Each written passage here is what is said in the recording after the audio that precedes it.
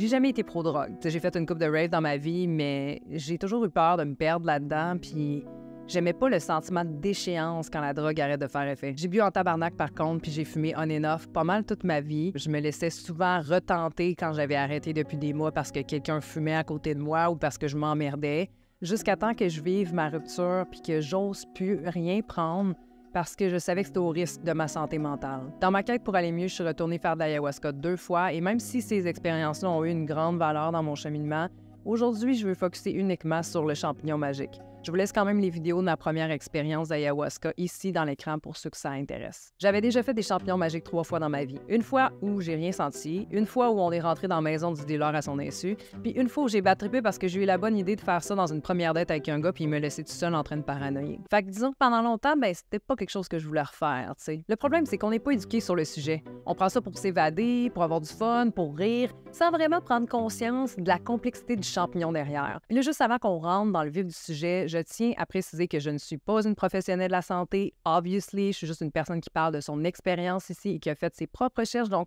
je vous invite à faire la même chose de votre côté, puis à vraiment prendre conscience des risques et de parler à un professionnel de la santé au besoin avant de consommer n'importe quelle substance, mais surtout les substances psychédéliques. First, le champignon n'est pas un légume ou un fruit. En fait, c'est même pas une plante. Pour être une plante, il faudrait qu'il y ait de la chlorophylle et fasse de la photosynthèse. C'est le processus qui permet aux plantes, par l'action du soleil, de transformer le gaz carbonique de l'air en matière organique. Depuis 1969, année de la hippie life par excellence, on va se le dire, les scientifiques ont créé le règne des fongiques ou des mycètes, qui est un règne séparé du règne végétal. Si vous voulez en savoir plus sur le monde des champignons et comment ils fonctionnent, je vous conseille vraiment de regarder le documentaire Fantastic Fungi sur Netflix. C'est juste malade. Les champignons magiques font partie du règne fongique, sauf qu'ils contiennent des hallucinogènes, généralement de la psilocybine ou de la psilocine. Puis là, je ne sais pas si je dis ces mots-là correctement parce que je ne suis pas une scientifique, là, but stay with me, OK? Il y a environ 200 variétés de champignons magiques dans le monde entier, dont environ 10 variétés différentes au Québec. Et même si c'est de plus en plus facile s'en procurer et se geler la face, la loi au Canada stipule que la production, la vente et la possession est illégale sous peine d'emprisonnement pouvant aller jusqu'à 3 ans. Sauf si un médecin prescrit la demande pour un patient souffrant d'une maladie grave ou qui met sa vie en danger et ou que les traitements conventionnels ont échoué, ne conviennent pas ou ne sont pas disponibles au Canada. La demande doit être acceptée et le patient doit être dans une clinique spécialisée en psychédéliques pour recevoir les traitements accompagnés d'un thérapeute. Il y a de plus en plus de cliniques et de recherches sur les bienfaits des psychédéliques sur la santé mentale partout dans le monde, mais aussi au Canada. Ce genre de clinique-là permet aux gens qui souffrent de réduire leur anxiété, d'accepter la maladie, de retrouver l'envie et la motivation à la vie. Ça aurait même un impact pour aider les gens qui souffrent d'addiction. Bref, on est loin de mon trip de moche quand j'avais 20 ans. Il y a 2 types de doses que je vois souvent quand on parle de psilocybine, puis c'est la macrodose et la microdose. Macro étant grosse dose et micro étant petite dose. Dans les cliniques, les médecins vont utiliser une grosse dose d'environ 35 mg sous forme pure, ce qui veut dire qu'ils ont déjà extrait la psilocybine du champignon. En termes de champignons entiers et séchés, ça correspond environ à 3,5 à 5 grammes, tout dépendant de la souche, c'est-à-dire le type de champignon, parce qu'ils n'ont pas toutes la même force. Un trip dure environ 6 heures et souvent plus qu'une séance est recommandée. J'ai aussi lu que les meilleurs résultats étaient constatés quand il y avait au moins 2 séances à 1 ou 2 semaines d'intervalle. Quelques semaines après ma deuxième cérémonie d'ayahuasca, j'ai ressenti le besoin de faire une grosse dose de champignons. Puis là, je sais que ça peut paraître intense d'une même, mais je souffrais tellement que j'étais prête à essayer n'importe quoi pour aller mieux. Puis j'ai aussi senti l'appel. Je pense que c'est important de sentir le désir de vouloir faire ça. Bref, j'ai décidé de louer un chalet durant l'été, puis j'ai demandé à une de mes bonnes amies de m'assister dans une cérémonie de champignons magiques. Je m'attendais à battre-triper, à perdre de contrôle, à avoir des démons, à devenir folle pour le restant de mes jours, mais non. Tout ce que j'ai ressenti, c'était de l'amour tellement puissant. Puis overall, c'est une des plus belles expériences que j'ai vécues de ma vie. J'ai eu plein de souvenirs de mon enfance qui ont refait surface. J'ai pleuré, ça m'a libérée, ça m'a permis de faire la paix avec ce que j'avais vécu autant dans mon enfance que lors de ma rupture. Puis j'ai aussi eu beaucoup de flashbacks d'apprentissage que j'avais eu durant mes cérémonies d'ayahuasca, mais que je me rappelais plus. Pas longtemps après ça, j'ai décidé de commencer le microdosing de champignons pour me supporter au quotidien. Le microdosing, c'est quand on prend de 50 à 300 mg entiers en capsule ou en poudre dans un breuvage. Il y a certains protocoles qui existent pour savoir quand en prendre et combien de fois par semaine. soit une fois aux 2 jours, une fois aux 4 jours ou même de façon intuitive. Apparemment, 100 mg aux 2 jours serait la façon d'optimiser le plus les effets positifs sur l'anxiété et la dépression. Personnellement, j'ai commencé avec 100 mg aux 2 jours, mais maintenant, j'y vais plus de façon intuitive. Parce que ça me tente pas de me forcer quand ça me tente pas ou que j'ai une grosse journée. Puis honnêtement, j'ai pas vraiment vu de différence entre quand je le prenais aux 2 jours ou 2 fois par semaine. Mais je vais vous laisser toutes les descriptions de protocoles dans la description. Selon ce que j'ai lu, la psilocybine active les récepteurs de la sérotonine, ce qui a pour effet de ressentir du bien-être et une vision plus positive globalement de la vie. Bref, le microdosing, c'est comme prendre des antidépresseurs, mais de façon naturelle. Puis même si les antidépresseurs modernes ou traditionnels fonctionnent pour bien des gens, personnellement, je préférais essayer tout ce qui est naturel avant d'en arriver là. Les effets du microdosing sont super légers. On est supposé être capable de fonctionner quand on prend ça. Donc, si c'est pas le cas, c'est probablement parce que la dose était trop grosse pour toi. Puis même si c'est pas une substance qui est addictive comme telle, on recommande quand même de prendre une pause d'environ 2 semaines ou 8 semaines pour éviter de développer une tolérance et donner une pause à son corps. Certaines personnes prennent leur microdose le matin en se levant. Personnellement, je trouve ça trop intense. Quand je me réveille, j'ai besoin de manger, j'ai besoin de m'entraîner, puis de travailler. Même si les effets sont légers, là, je le sens. Puis j'ai vraiment pas envie d'être devant un écran quand je connecte avec la médecine. J'ai besoin d'avoir fait mes trucs, de mettre de la musique inspirante, puis de relaxer. Fait que j'ai pris l'habitude de prendre ma dose en fin d'après-midi quand j'ai fini mes tâches. En passant, j'ai regardé, là, mais apparemment, la prendre avant de se coucher n'aurait pas les mêmes effets parce que nos brainwaves, là, les fréquences de notre cerveau, ne sont pas les mêmes quand on dort. Ce que les chamans nous ont dit après la cérémonie d'ayahuasca, c'est que le microdosing de champignons magiques était une bonne façon d'intégrer les apprentissages de l'ayahuasca. L'intégration, c'est quand tu reviens chez vous après ton trip, puis tu dois maintenant vivre avec ce que tu as appris, puis apprivoiser certains changements pour te libérer de tes anciennes habitudes. Parce que c'est bien beau dire là, que tu as appris plein d'affaires là, quand tu étais dans ta cérémonie ou dans ton trip, mais si tu fais rien avec, grandes sont les chances que ta vie ne change pas. En ce moment, ça fait 3 mois que je microdose. Puis je dis en ce moment parce que quand je vais uploader cette vidéo-là, ça se peut que ça soit encore plus que ça. En fait, c'est presque sûr. Je mets toujours mes vidéos beaucoup plus tard que quand je les ai filmées. Fait que, bref, ça fait 3 mois en ce moment que je fais du microdosing et ça fait 5 mois que j'ai eu ma dernière cérémonie d'ayahuasca. Il y a eu beaucoup de changements dans ma vie, pas juste à cause de la médecine, mais surtout par l'intégration que j'en ai faite par la suite. Je bois plus vraiment d'alcool. En fait, quand je bois même juste un demi-verre, je ressens tellement un clash de comment je m'éloigne de moi, puis j'ai pas envie de scraper mon bien-être pour ça. Je consomme plus de cannabis, j'avais l'habitude de prendre des jujubes de temps en temps, mais juste d'y penser, j'ai un genre de dégoût. Je regarde plus de Reel non plus. Avant, j'en écoutais pendant des heures sur mon cellulaire le matin et le soir. J'écoutais aussi beaucoup d'émissions le soir, en fait tous les soirs sur Netflix. Et là, maintenant, c'est beaucoup moins qu'avant, puis quand j'en écoute, faut que ça soit nourrissant parce que sinon, si c'est abrutissant, ça m'écoeure. Je mange mieux, mes SPM sont moins intenses, je bouge mon corps de façon beaucoup plus soft, je le traite beaucoup plus avec respect qu'avant. Je médite et ou manifeste encore tous les jours et je continue de m'intéresser à tout ce qui peut me faire sentir mieux et m'élever dans la vie. Tout ça, en plus du microdosing, m'aide énormément. Je me sens beaucoup plus relax, plus légère, puis globalement mieux dans ma vie. Je me sens plus connectée à moi, puis moins à mon ego, puis mon corps de souffrance. Ça fait déjà 6 mois, j'allais dire 6 ans, quand même pas. Mais ça fait déjà 6 mois que j'ai pas eu de pensée suicidaire. Puis juste ça, pour moi, c'est déjà assez. Ma façon de penser est différente. J'ai plus de compassion, de laisser aller, d'amour pour moi puis les autres. J'ai aussi parfois des downloads pendant que je dors. Puis ça, c'est quelque chose que j'avais aussi quand j'ai fait de l'ayahuasca. En gros, c'est comme des apprentissages que tu es conscient d'avoir en dormant, mais que tu te rappelles pas nécessairement c'était quoi le lendemain. C'est difficile à expliquer, là, mais c'est pas un rêve parce que t'es pas en train de rêver, mais t'es pas non plus réveillé. T'es juste conscient pendant que tu dors. Ceci étant dit, je sais pas pour combien de temps je vais faire du microdosing. La raison première est que j'ai jamais été du genre à consciemment me servir d'une béquille pour très longtemps dans la vie. Puis je pense pas que c'est super bon de prendre ça sur une longue période. Il manque encore trop de recherches pour le savoir, mais apparemment ça pourrait affecter les valves du cœur et potentiellement causer des problèmes cardiaques avec une prise prolongée. Fait que moins. Je compte définitivement prendre un break. De toute façon, ce que je remarque, c'est que j'en prends de moins en moins, puis j'arrive à connecter avec mon moi de plus en plus naturellement, comme si j'avais pris une microdose. C'est comme si après un moment, mon esprit était conditionné, puis j'avais plus vraiment besoin des champignons magiques pour m'aider. Je pense que c'est exactement ça que les chamans voulaient dire quand ils parlaient de l'intégration des apprentissages et que cette médecine-là aidait aux intégrations. Puis après ça, après que ça soit intégré, je veux dire, tu le fais déjà, peu importe c'est quoi les habitudes que tu as prises dans ta vie, puis la façon que tu as à connecter avec toi-même, c'est comme intégré maintenant. Fait que tu n'as plus besoin de la médecine, tu peux le faire de façon naturelle. Puis, by the way, je pense qu'on n'a jamais besoin d'une médecine pour prendre des bonnes habitudes de vie ou connecter avec soi. Je pense qu'on peut le faire de façon naturelle. C'est juste un outil qui est un facilitateur puis qui peut t'amener ailleurs que dans tes conditionnements mentaux qui sont comme linéaires. Bon, maintenant que j'ai parlé de mon expérience globale, je voulais juste prendre le temps de préciser certaines choses que j'ai apprises qui m'ont été utiles. Premièrement, c'est littéralement impossible de mourir en prenant des champignons magiques, à moins de se garrocher en bas d'un toit ou de s'étouffer avec un bretzel durant son trip. Par contre, il y a des risques. Ça peut passer de simple anxiété, à une crise de panique, à des maux de cœur, de la diarrhée, des vomissements. Ça peut aussi être de la paranoïa, de l'agitement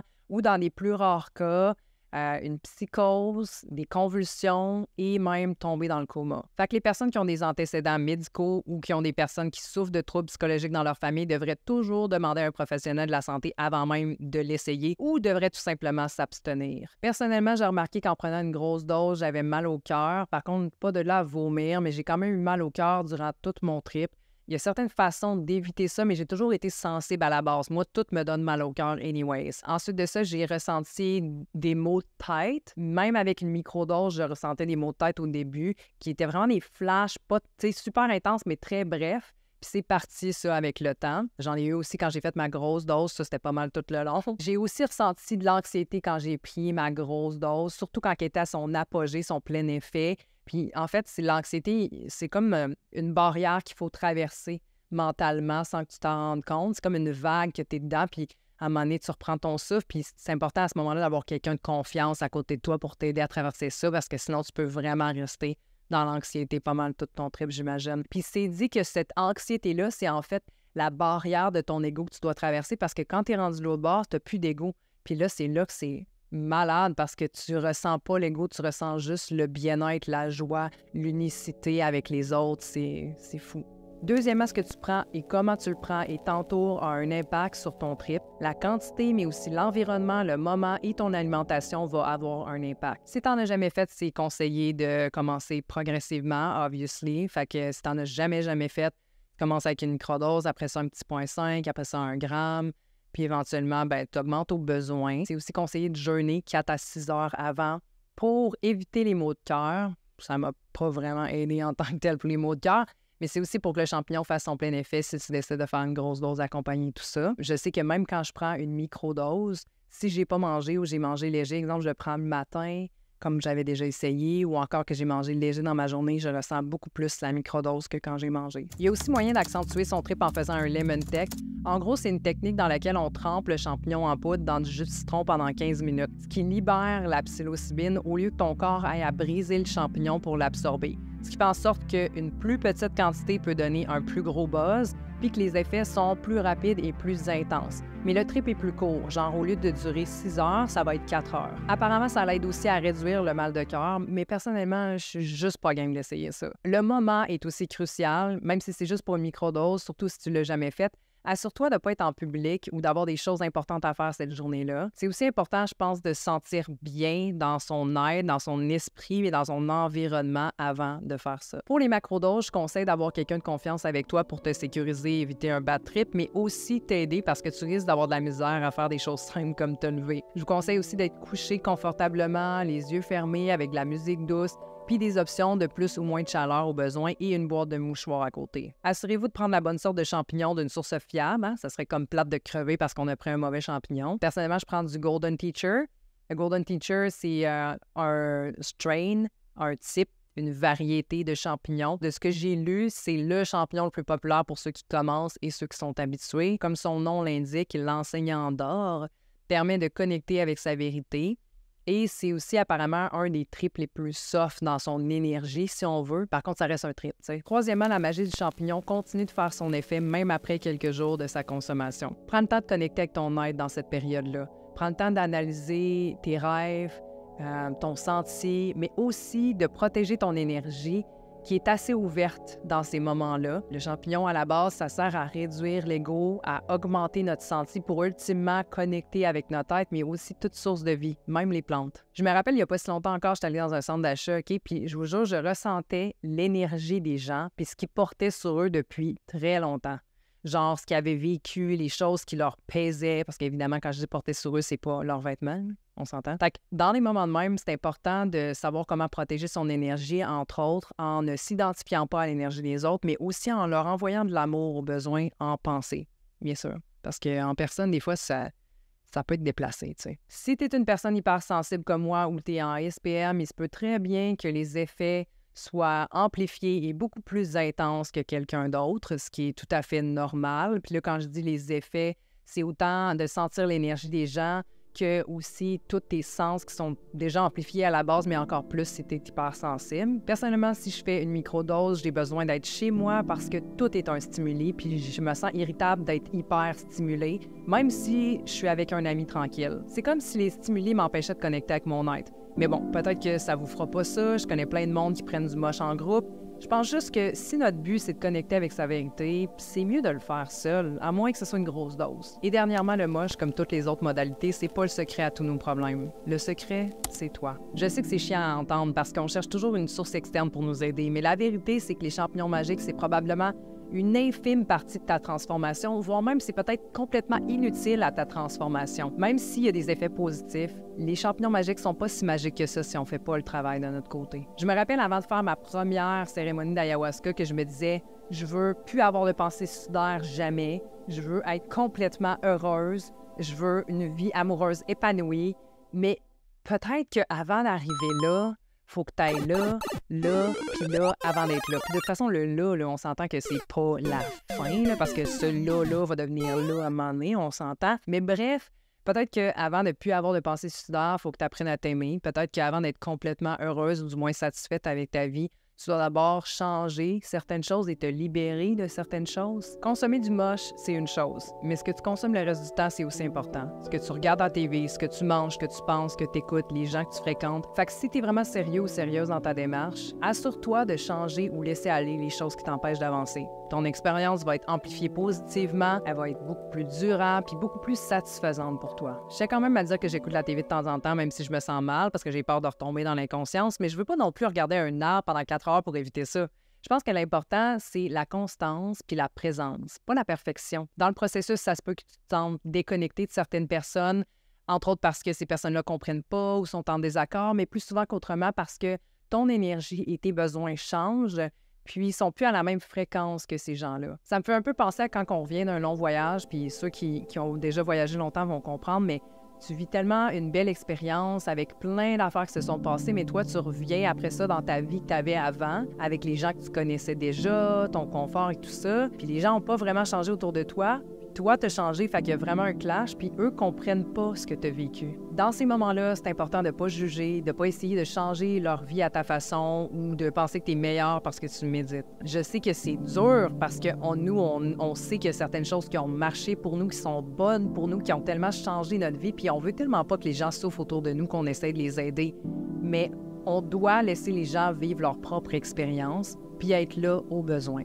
Ce que j'essaie de dire, c'est que c'est pas tout le monde qui a besoin d'un trip de moche ou de monter le mont Wapichou pour être heureux. Puis oui, je viens d'inventer ce nom-là. Puis là, je veux finir cette vidéo-là en contant une brève métaphore qui a l'air bien random, mais qui est vraiment reliée à mon processus de guérison puis de reconnexion spirituelle avec moi-même. En gros, il y a 10 ans, j'étais partie en Inde, j'avais commencé ma journée spirituelle, j'avais fait des formations de yoga, j'avais découvert l'Ayurveda, je m'avais acheté plein de cristaux là-bas, j'avais rencontré du monde vraiment cool qui m'ont beaucoup appris sur la vie et moi-même. Quand je suis revenue à Québec, j'ai un peu retombé dans mes pantoufles rapidement, de vieilles habitudes, pas nécessairement saines. De fil en aiguille, je me suis perdue, dans le fond. Puis ma rupture amoureuse, la médecine, les bonnes habitudes que j'ai reprises m'ont permis de reconnecter à cette partie-là de moi. Et dans mon processus de guérison, je me suis racheté plein de cristaux, dont une perle. Puis là, même si vous ne croyez pas au pouvoir des cristaux, c'est vraiment pas ça mon point en ce moment. Apparemment, la perle est formée dans l'océan par l'irritation que l'huile vit due à une bactérie. Pour se protéger, elle va créer des couches de nacre une par-dessus l'autre autour de l'irritant, ce qui forme éventuellement la perle. Je sais pas pour vous, mais je trouve ça tellement inspirant de savoir que la nature peut créer quelque chose d'aussi beau avec quelque chose qui semblait être un problème à la base, et tout ça dans l'océan, un environnement hyper puissant qui est toujours en mouvement. Je crois qu'on a énormément à apprendre de la nature. Champignons ou pas, on a tous des irritants et problèmes qu'on a l'opportunité de transformer en perles. Et tout ça dans le mouvement continuel de la vie. Je pense que le truc, c'est de savoir connecter avec son être et ses besoins, de vivre plus intentionnellement sa vie et d'utiliser les apprentissages de la vie pour guérir et créer quelque chose de beau. C'était Émilie Brousseau, j'espère que vous avez aimé. Si c'est le cas, n'oubliez pas de me le faire savoir en likant, partageant, commentant et vous abonnant, bien sûr. J'espère que j'ai pu vous aider, vous éclairer, vous éduquer. Mon but, c'est vraiment pas de pusher la médecine du moche comme si c'était la seule solution pour tous, bien sûr. C'est seulement de vous partager ma propre expérience pour que peut-être vous ayez une expérience plus sécuritaire, des attentes peut-être moins élevées sur les effets de la médecine et que vous soyez plus connecté à votre être et plus heureux. Au final, c'est vraiment ça mon objectif. Et tout ça peut se faire de façon naturelle, comme je l'ai déjà mentionné. Sur ce, on se voit bientôt. On se revoit bientôt, en fait. Namasté, guys!